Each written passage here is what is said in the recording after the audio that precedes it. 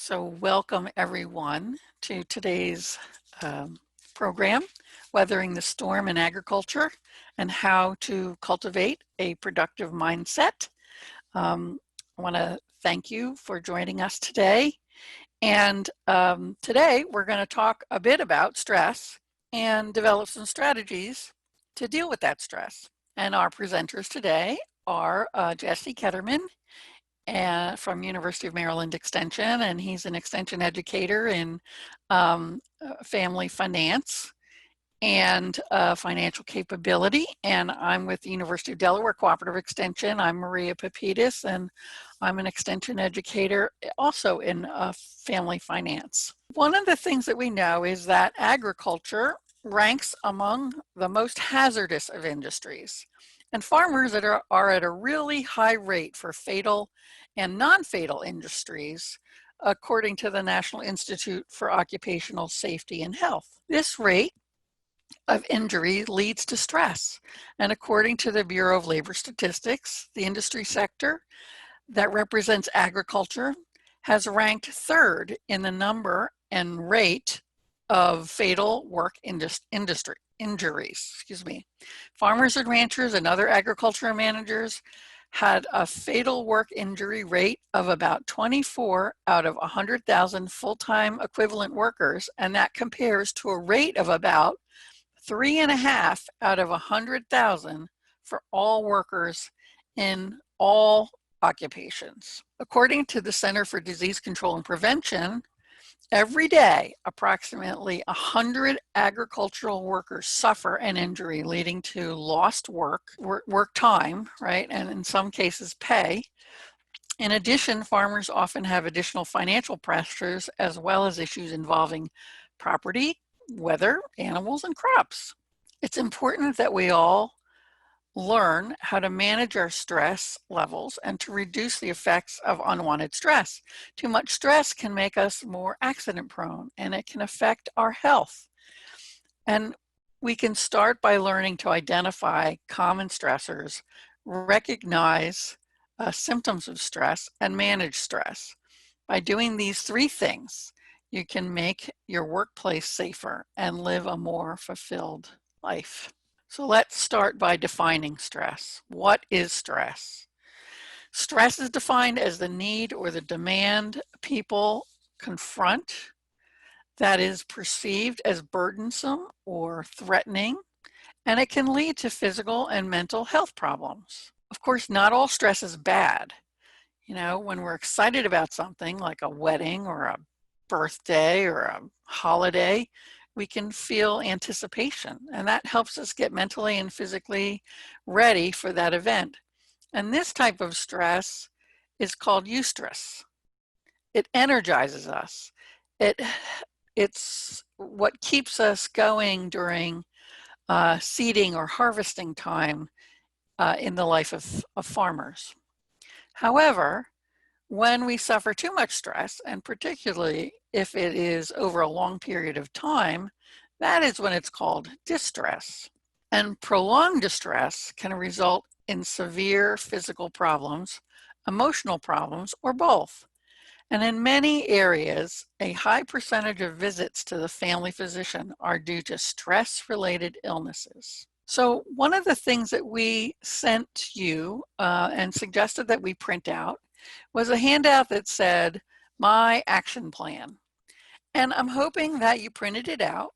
And as we kind of go through the next few slides, you might begin to listen and look at, one of the first questions is, recognizing your symptoms of stress. So as we go through that, maybe if we go through the next few slides, you can take some notes about what are your signs and symptoms of stress.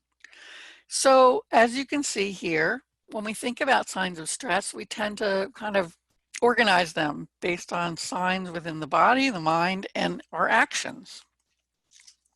And we all feel stressed differently. And so as we go through these lists, as I mentioned, you might just jot them down.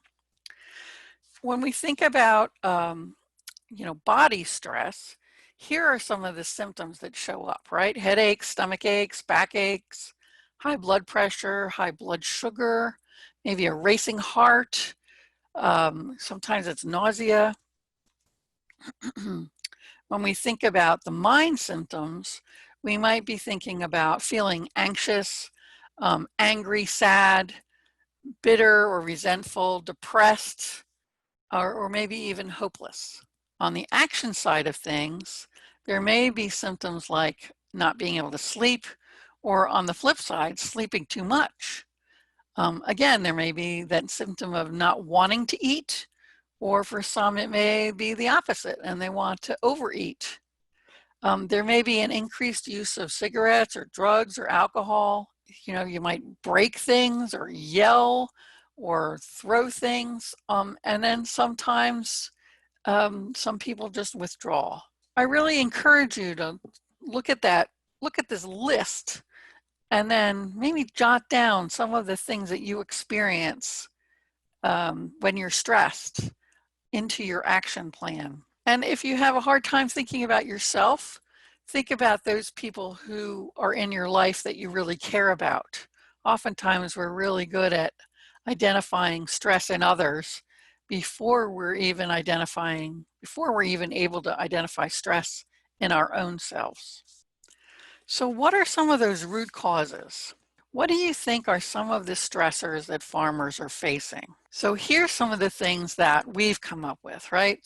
Certainly many of the things that you all just identified, right? Weather, right? And you know, this can be kind of acute weather, unexpected, unpredictable weather. But weather is a stressor because it may impact how well crops turn out or what the yield may be. And ultimately, right, how much farmers are able to bring in financially. And so a major weather event can really impact the earning potential for a season. And weather can sort of be considered both an acute, you know, a stressor, but it can also be a chronic stressor. And especially with changes in our climate patterns and people not really understanding and knowing what's going to happen with our climate, it is becoming more of a kind of a chronic stressor. Another item is large debt loads, right? Farmers take on a lot of debt to expand operations or for land improvements or to buy or repair or replace equipment to keep the farm running, to cover operating expenses. You know, that like the cash flow of a farming situation can be very difficult. And then, you know, there may be loans just to recover from some sort of natural disaster or weather event. So that could be a major stressor. Thirdly, here is government regulations, and it can be a source of stress because it can impact many different aspects of the farm as a business, and that may be regulations around animals, crops, how the land is used, labor, as well as other things. Health insurance has been a big one lately. Machinery breakdown would be an example of an acute, disruptive event that would require time, money, and repair, a skill to resolve. Crop yields, right, and livestock illnesses can be chronic stressors over time because it really impacts someone's ability to cover financial obligations. And from a livestock perspective, it's this whole idea of, you know, will the illness recur? You know, how does it spread? Will it spread through the rest of the animals? And what are the consequences? Are there going to be large vet bills, for example? Next to last is this idea of commodity prices, and they certainly fluctuate over time and can impact the financial well-being of the farm.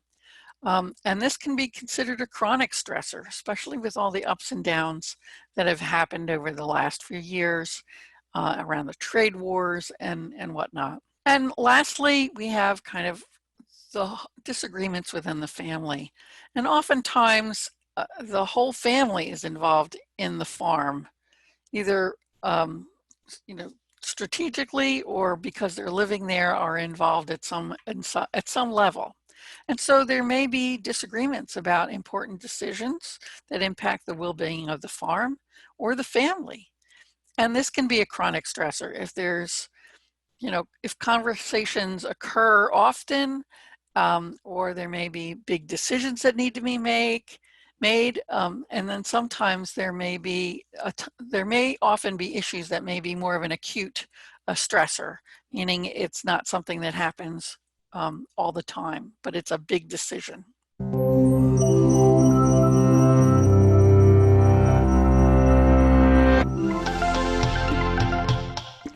Cramming for a test?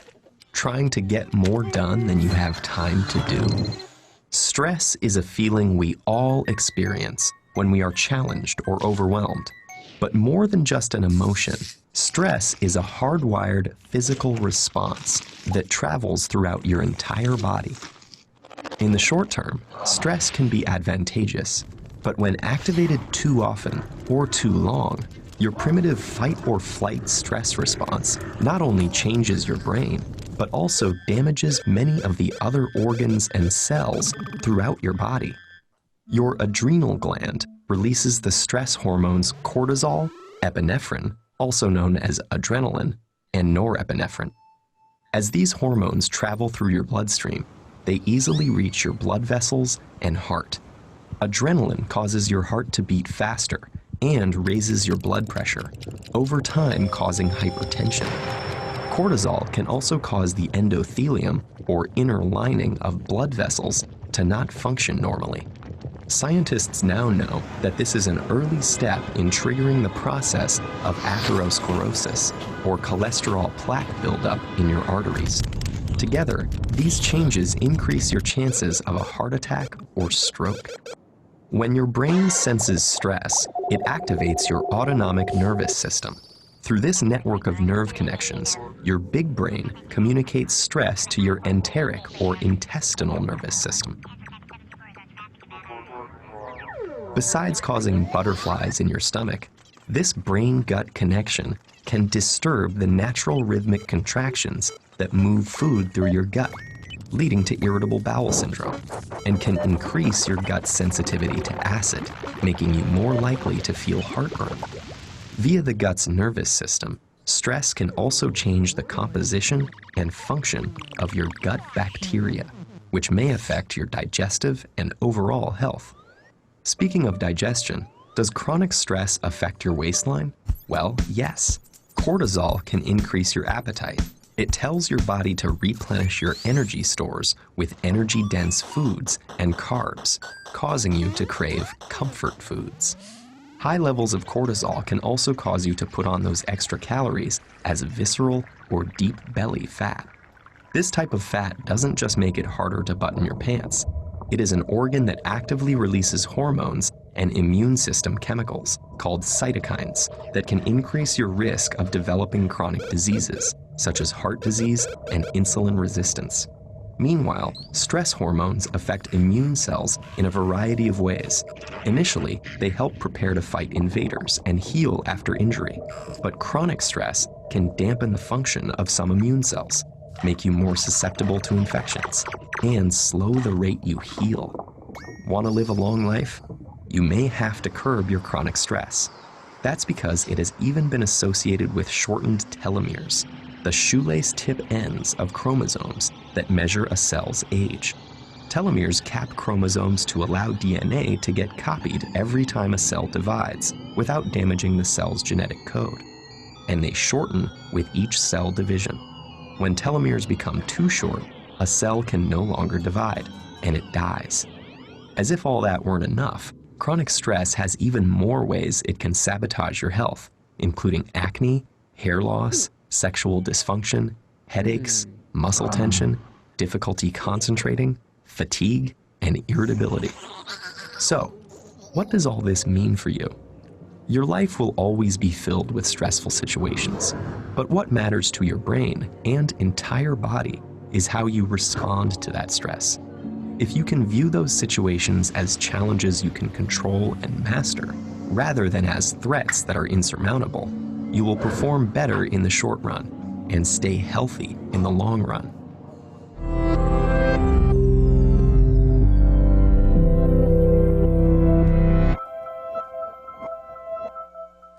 So the video was very informative, but it was a little bit on the technical side, right? And so I think the point that you need to walk away with from the video is that prolonged stress is not healthy. And I think, we would all agree with that and understand that. The other thing is, there is good stress, right? If it's a short-term thing, the adrenaline, so forth, helps us get through quick situations. It's that prolonged thing that we're worried about. And so, so when it comes to what you need to know about cortisol is that stress hormone, right? And it's released in times of fear or stress. So that's we know that, and it kind of acts like a sugar in your body. And then the negative effects of cortisol over time, it can affect your immune system. It can suppress digestive and reproductive systems and suppress growth as well. It also affects our mood, our fears, our motivation. So those are all kind of some of the effects. And then over time, it can lead to health problems. And when some of those health problems include heart disease, lowered immune system response, digestive problems, sleep problems, issues with memory and concentration, weight gain, anxiety, depression, and in the end, it can affect your life expectancy. So those are all things that we need to be aware of. And that's why it's important that we need to kind of manage stress and develop some strategies to deal with stress. You can see the one on the left is clear. So your brain, when you don't have that cortisol run through it, it kind of gives you that example that you can see through it, it's clear. And then when you introduce that cortisol, things become cloudy and it makes things a little more difficult. And so over time, it affects your thinking, right? Because that stress can affect your thinking. And so if we were in person, we'd take a jar and we'd shake it up and show that. But what we have here is, again, a good example with the two pictures we have.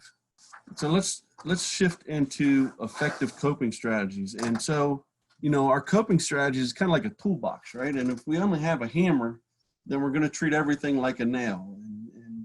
And so it's important that you start to recognize what you have in your toolbox. One of the handouts that we sent to you was called My Coping Strategies Plan. And so you might want to take that out and look at that. And that coping strategies plan goes through 6 different areas in terms of some strategies in terms of coping, but just to get you engaged a little bit, so some physical strategies, get your medical checkup, make sure you're eating a healthy breakfast, making sure that you're drinking enough water throughout a day, that you're getting your fruits and vegetables, that you're getting at least 20 minutes of exercise daily, some mental items to do. You have a hobby, you can engage in that hobby. Some people relax. I do this watching TV at the end of the night. It kind of settles me down. Some people enjoy reading a book, others listening to music. And so some of the examples that we have in the chat box are people getting enough sleep and more water, taking a walk and eating, that deep breathing exercise. Yep, all good examples. A couple other strategies in the toolbox that with My Coping Strategies Plan, spend time with a pet, take 15 minutes each day to have an uninterrupted conversation with a spouse, spend time playing games. That's one of the things that my plan, with the response to COVID, which has created this own set of stress. One of the things my family's been able to do is take time every evening and play some type of game. Sometimes it's card games, sometimes it's video games, but we try to spend some time together, just working through things and just relaxing through playing games. There's also that piece of putting things in the frame of mind of what are the things that you control versus things that you don't control. When it comes to the financial side, looking at your spending plan and again, looking at how by doing that, it can help come up with a plan that's going to help reduce stress. So it's not an immediate thing, but it is a strategy as opposed to just ignoring your finances when things are tough. So like I said, that coping strategies toolbox, a lot of information there, and I encourage you to look through that.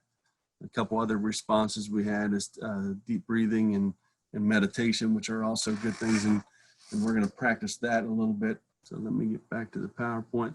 So here are some key points. When you start thinking about tools in your toolbox, you know, there are definitely ways that we cope with stress that are poor ways, right? And some of those things could be self-medication, alcohol, cigarettes, drugs. Those can be poor ways. So when we're thinking about our tools in our toolbox, here are some items to consider. First, you got to think about, you know, how you manage your stress, right? And then when you do that, you can think, okay, is this a good way to manage it, or a bad way to manage it, or a poor way to manage it?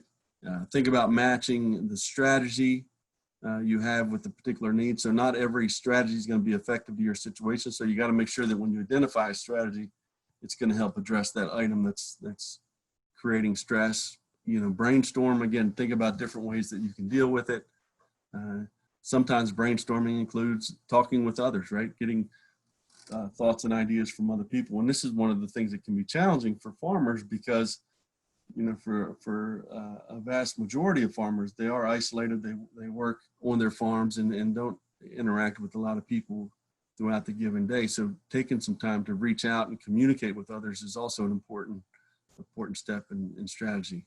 And you know, the last point there, learning new strategies or adopting different ways to manage stress. You know, again, there are things that you probably haven't tried that you should try. And so that's, again, you go back to that My Coping Strategies toolbox. There's a lot of things you can do and try to implement some of those things. So now we're going to kind of go through 3 different strategies that you can engage in to manage stress. And so there's a handout that goes along with this. You were sent something that says how to cultivate a productive mindset. And the 3 strategies that we're going to work through today, one is self-talk, the other is acceptance, and the other is breathing. So, you know, what basically, as this loads up, I'll start talking about the self-talk is the first strategy we're going to talk about. You know, and one that is kind of changing your mindset, right? You can focus on the negative or start to reframe and focus on the positive. And so I always think about, you know, thing of when you would look in the mirror, you look in the mirror and say, yeah, I can do this. I know I can get through this. It's just a temporary thing. So that's that concept of self-talk, reframing the conversation that you have internally in terms of the dialogue, so that it is a positive conversation as opposed to focusing on the negative. The second strategy is, how do you pick 3 words? And so if you can move forward a couple slides. And so the body hears what your mind thinks. You can see that there on the slides. So choose thoughts with a purpose. And so again, try choosing, and you can write these down on a piece of paper. Identify 3 words that would help you maintain a mindset. So you may choose calm, capable, and controlled, right? Those are the examples that we have. And so by thinking about, this is how I'm going to deal with it, I'm going to deal with things in a calm and controlled manner, that's going to help you prepare mentally in terms of dealing with the stress that you're experiencing. So those are the first 2 strategies. Again, that's that concept of self-talk and picking 3 words, and they're all in the how to cultivate a productive mindset. So Strategy 2 has to do with using your breath. And so, you know, a lot of people oftentimes think that this is a very weird thing to do. But, you know, when faced with a challenge, you know, as we saw in that weird video, is, you know, our cortisol really just increases. It can change the way our body functions. It can increase our heart rate and whatnot. And so I really, you know, encourage you to think about that jar with the, for lack of a better word, dirt in it, right? And so when you take deep breaths and we're stressed and our brain is full of that cortisol, breathing can really help calm you down. And especially if you're in a heated argument or frustrated about something that could then, if you do the wrong thing, you could hurt yourself, right? Taking those breaths can really begin to change your heart rate and get you kind of more on an even keel. Strategy 3 is really about acceptance, using acceptance. And many of us have heard the expression like, I've got a lot on my plate, right? So thinking about all of the different things that's on your plate is a good activity, right? Taking out a piece of paper and just writing down all of the things that is on your plate helps you to really see and understand, why you might be feeling stressed out, right? After you do that, I would encourage you to think about and circle the things that are on your plate that you really don't have any control over, and yet we worry about them. And most will say, if you do this activity, most people will say they circled almost everything or the whole plate. And yet, these are things that we don't always have control over. And so that's really telling, right? It tells us that we tend to be the most stressed over things that we really don't have any control over. And not all problems can be solved and not all situations can be changed. And this is where acceptance can really help. When things are beyond our control, the most productive thing we can do is just accept it. Making acceptance a part of your mindset can save you time and energy, and it helps us focus on solutions instead of getting frustrated by the problem. So try to make acceptance, or the word accept, part of your self-talk, and using deep breathing as a time to pause and accept and kind of begin that problem solving. And so when you think about your action plan, right?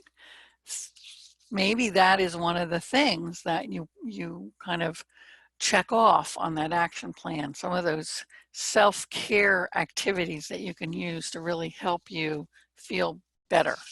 The other thing that is important, right?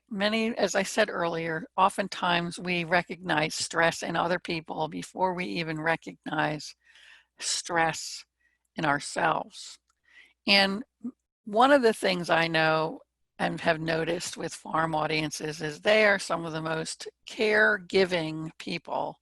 They're so willing to help others.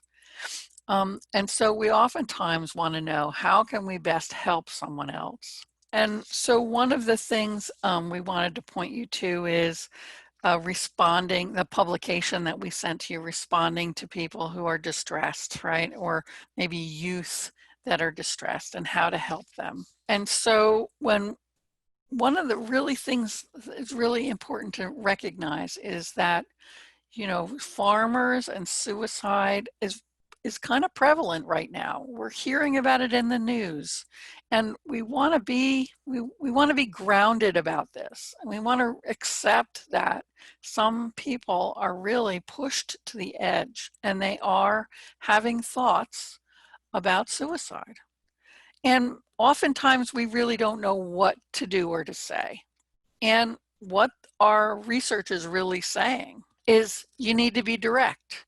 It's not going to push them over the edge, right? That's what I think we're always so afraid of. If I bring up the word suicide, it's going to create some sort of acceptance around it, and then people will go and do it. But the opposite is actually true.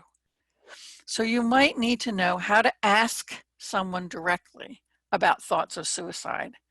And that's okay. And asking directly, as I said, does not increase the risk of suicide and actually may provide the person with relief that someone actually sees their struggle. So the question on the screen is one way to ask whether someone is thinking about suicide. Obviously, there's the National Suicide Prevention Lifeline, and that's a tool that is national, obviously, and is a great place to connect to, in the case of, if you're with someone and they're saying that they have thought about it and are thinking about it, to sit by them potentially while they call, right? Or sit in the next room if they're shy about talking in front of you. But it's a very useful resource, and it's a national number. And what happens is that when you call it, it reroutes the calls to regional centers, and all of the responders through this Lifeline have been trained in how to talk with people who are experiencing distress and who may be thinking about suicide. So they can really help to make suggestions to that person about, you know, what to do to get help. And this resource is available for individuals who are struggling, even if they aren't thinking about suicide. And it's available for people who are trying to help others. And so there's the link and the phone line. Okay, next slide. So here are some other useful resources that are kind of national in nature. Center for Rural Affairs, the crisis text line. There are lots of people who use a text line because they don't really feel comfortable talking with someone. And so a text line is a really great resource. The mental health first aid training is a great resource if you're wanting to learn more about that. There's those phone lines again. And then there's one for veterans as well. In Delaware, we have the Delaware Division of Substance Abuse and Mental Health. Their website is there. They have 2 mobile crisis intervention services, and so there's hotlines for Northern Delaware and one for Southern Delaware. In Delaware, we have several mental health associations, and we have the Contact Lifeline, which is a 24/7, you know, call in number as well. And so those are really great resources. And then I'm going to turn it over to Jesse, who's going to talk a little bit about some of the Maryland resources and bring us into the home plate here. So some of the resources that are available in Maryland are the Maryland Network of Care. And there's a website there for that. Pro bono counseling. And again, there's a website up there for that. The Center for Healthy Families out of the University of Maryland also has resources. And then we have University of Maryland Extension has a farm stress resources website that you could visit. And then another one, we have a Save a Shore Farmer. And one of the things I want to do is and so as we kind of wrap things up, you know, where do we go from here? I think one of the things that we hope that you gathered from this is that you're in a better position to identify some signs of stress. You have some resources such as My Action Plan that you could use for yourself or use for or hand to others. Some coping strategies that we were able to share. And I think the most important thing is get the word out there and let people know that there is help out there for them, whether it's for yourself or for someone else. But there is help, and there's strategies that you can implement that will help reduce your stress.